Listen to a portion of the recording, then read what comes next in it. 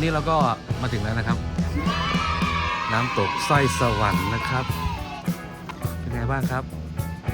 ปวดตัว สวัสดีครับ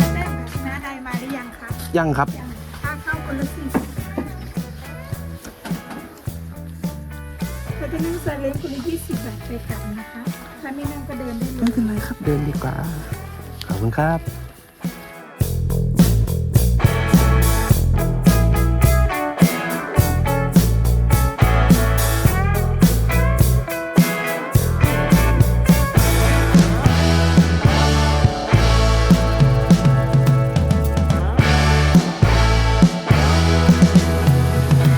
หาที่จอดรองเท้าเปล่าหรือไม่จอด